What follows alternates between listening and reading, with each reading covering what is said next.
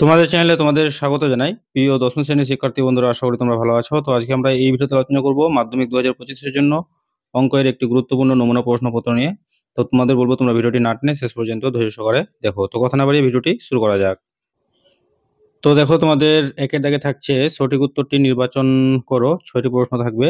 6 নম্বর প্রথম প্রশ্ন দেখতে পাচ্ছ, কোনো আসল ও সবৃদ্ধি মূল্যের অনুপাত 8:9 হলে বার্ষিক সুদের হার হবে।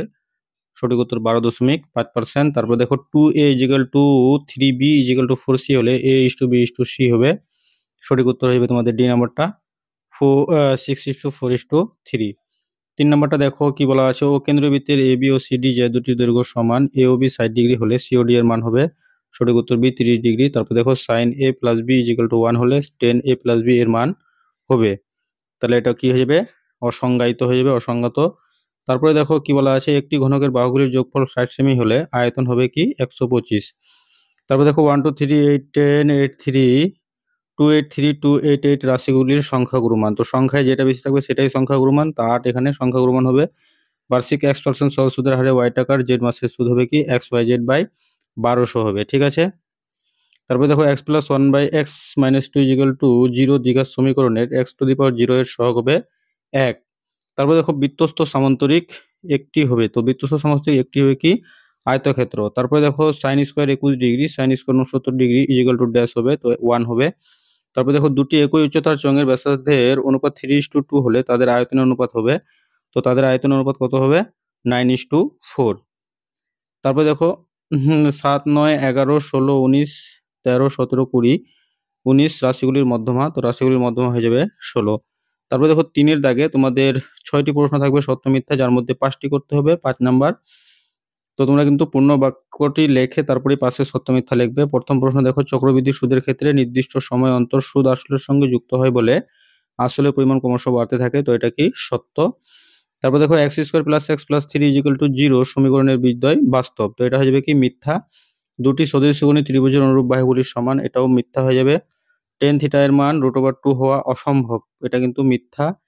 একটি লম্ববৃত্তাকার শঙ্কুর ভূমিতলের ব্যাসার্ধের দৈর্ঘ্য অর্ধেক, উচ্চতা দ্বিগুণ করা হলে শঙ্কুটির আয়তন একই থাকবে। তো এটাও হয়ে যাবে কি মিথ্যা। তারপরে দেখো, 30 35 30 34 35 36 37 38 39 40 তথ্যে 35 না থাকলে মধ্যমা বৃদ্ধি পায় 0.5। তো এটা কিন্তু সত্য। ঠিক আছে।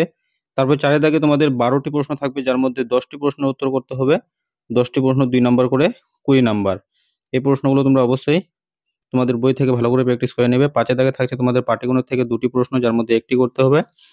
তারপর 6-এর দাগে বীজগণিত থেকে 2টি প্রশ্ন থাকবে, 1টি করতে হবে। 7-এর দাগে তোমাদের বীজগণিত থেকে 2টি প্রশ্ন থাকবে, 1টি করতে হবে 3 নাম্বার।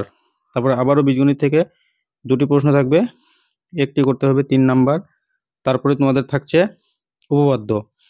উপপাদ্যের মধ্যে পিথাগোরাস উপপাদ্যটা তোমরা ভালো করে দেখে যাবে। তারপরে 10-এর দাগে থাকছে তোমাদের প্রয়োগ, দুটির মধ্যে 1টি করতে হবে 3 নাম্বার। 11 দাগে তোমাদের থাকছে সম্পাদ্য। জ্যামিতিক উপায়ে দেখো √23 এর মান নির্ণয় করো, খুবই গুরুত্বপূর্ণ। তারপরে এখানে স্পর্শকের কথা বলা হয়েছে, তোমরা অন্তর্বৃত্তটা ভালো করে প্র্যাকটিস করে যাবে। তারপরে দেখো, 12 দাগে 3টি প্রশ্নের মধ্যে 2টি করতে হবে 6 নাম্বার।